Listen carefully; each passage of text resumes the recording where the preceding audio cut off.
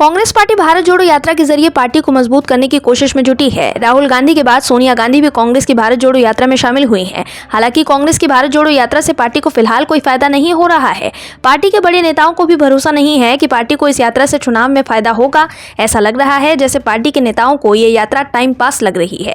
तभी तो कांग्रेस के नेताओं का इस्तीफा नहीं थम रहा है। पार्टी के नेता एक एक करके इस्तीफा दे रहे हैं और बीजेपी में शामिल हो रहे हैं। गुजरात में विधानसभा चुनाव से ठीक पहले कांग्रेस का विकेट गिरना शुरू हो गया है।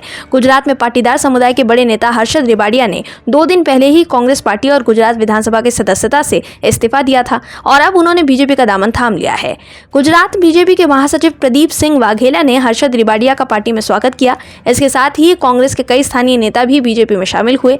गुजरात चुनाव से पहले इस तरह से कांग्रेस के बड़े पाटीदार नेता का बीजेपी में शामिल होना कांग्रेस के लिए बड़ा झटका माना जा रहा है।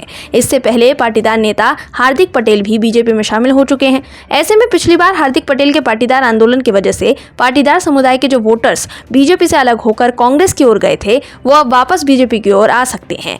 इतनी बड़ी संख्या में कांग्रेस के स्थानीय नेताओं के बीजेपी में शामिल से भी कांग्रेस को चुनाव में भारी नुकसान हो सकता है। वहीं बीजेपी में शामिल होने के बाद पूर्व कांग्रेस विधायक हर्षद ने पीएम नरेंद्र मोदी के नेतृत्व की प्रशंसा की और कहा कि वो केंद्र सरकार की किसान हितैषी नीतियों और न्यूनतम समर्थन मूल्य बढ़ाने तथा उनकी मदद के लिए नई प्रौद्योगिकियों को पेश करने जैसे कदमों से प्रभावित हैं। इसके साथ ही कांग्रेस पर निशाना साधते हुए हर्षद रेवाडिया ने कहा कि पार्टी नेतृत्व ने जरूरत के समय उनकी मदद नहीं की। उन्होंने कांग्रेस पर दिशाहीन होने का भी आरोप लगाया है।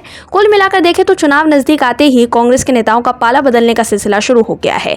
राहुल गांधी की भारत जोड़ो यात्रा का असर कांग्रेस के नेताओं पर भी नहीं पड़ रहा है। ऐसे में सवाल है कि क्या देश के लोगों को कांग्रेस की भारत जोड़ो यात्रा पर भरोसा होगा। Bureau report OMH news. और भी वीडियोस देखने के लिए चैनल को सब्सक्राइब करें और बेल आइकन को दबाएं।